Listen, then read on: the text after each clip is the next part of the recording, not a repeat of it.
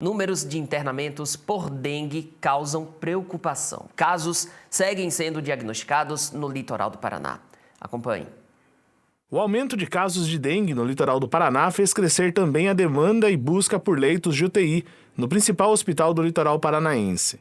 Com a ocupação próxima dos 100%, o regional tem enfrentado um momento com muita cautela e preocupação.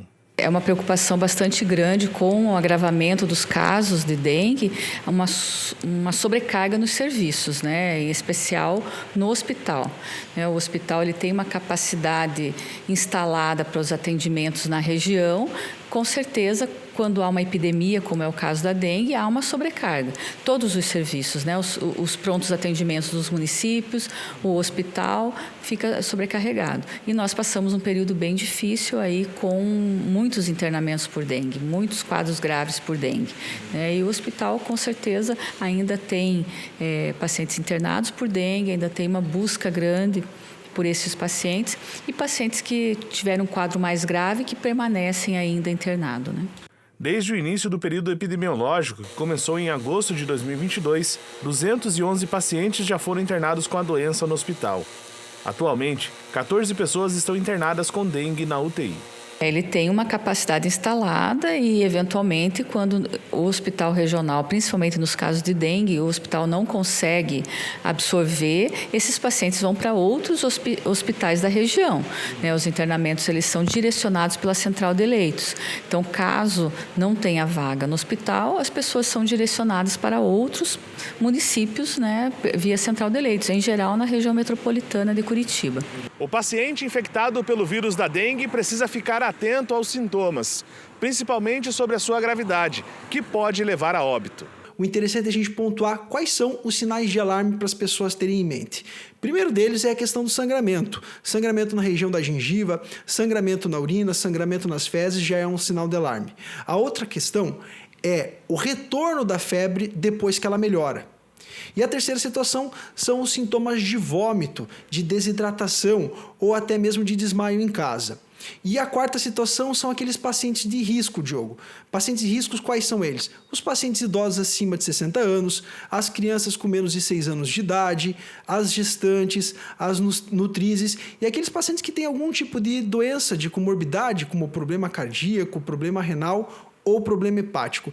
Para o médico, a dengue é uma doença instalada na região e o vetor já se adaptou ao clima do litoral, o que faz com que tenhamos uma endemia, já que se tornou uma doença comum para a nossa realidade.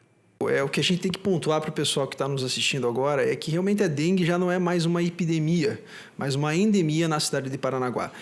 Como a gente estava conversando, é uma doença que já não obedece mais uma sazonalidade. Faça frio, faça calor, faça sol, faça chuva, a gente tem visto muitos casos de dengue acontecendo. Então, o que nos leva a crer que o Aedes aegypti, que é o vetor transmissor do vírus da dengue, ele sofreu uma adaptação muito forte à nossa cidade. Então, por isso a gente tem que intensificar. Além do combate ao Aedes aegypti, a gente tem que ter em mente que hoje, em Paranaguá e litoral, nas cidades próximas, se você tiver sintomas de alarme como dor no corpo, dor atrás dos olhos e febre, tem que se vir a suspeita de dengue, como outras doenças infecto-contagiosas também. O combate ao mosquito da dengue é uma luta da população. Por isso, nunca devemos esquecer de eliminar os criadouros e evitar o acúmulo de água em residências. Só assim será possível vencer a doença que infecta milhares de moradores diariamente no litoral. Mas é importante falar que o maior trabalho que precisa ser feito é a remoção dos criadouros. Não adianta, as pessoas têm um apelo muito grande pela questão do veneno, da bomba intercostal. Ela só resolve para o mosquito já voando e ele tem que estar ali naquele momento. Então, o alcance dessas estratégias é muito menor do que a remoção do criadouro. E é importante falar também que se nós evitarmos a doença, a gente tem os serviços de saúde mais tranquilos para o atendimento das outras situações de doença. Eu gostei muito do que falou a diretora do Núcleo Regional de Saúde aqui do Litoral Paranaense, sobre a importância da população entender que, ao combater a dengue, ou seja, ao eliminar criadouros do mosquito vetor desta doença e de outras doenças perigosas, é sempre importante frisar que o Aedes aegypti não passa só dengue, passa também outras doenças que podem levar a óbito.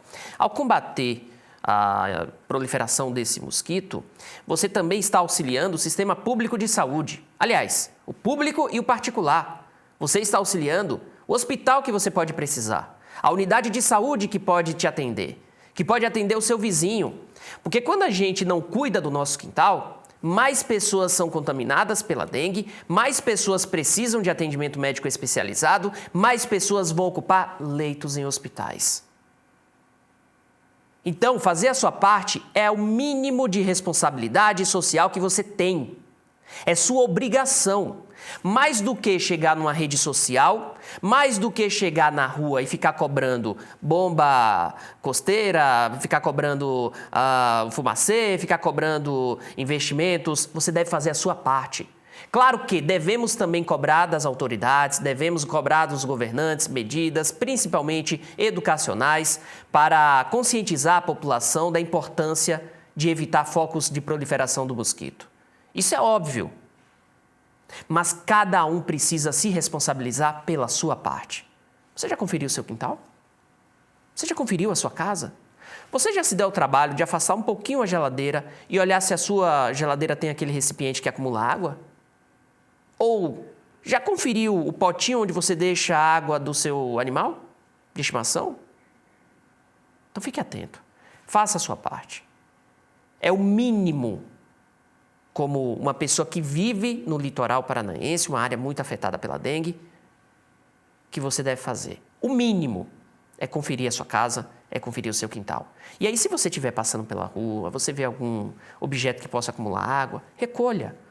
Se outra pessoa, uma que não tem consciência, fez aquilo, você que está acompanhando o Bom Dia Litoral, que está acompanhando a TVCI, que tem consciência, que sabe da sua responsabilidade social, pode recolher. Fazer esse papel para a sociedade. Lá na frente, a vida cobra desse que jogou errado.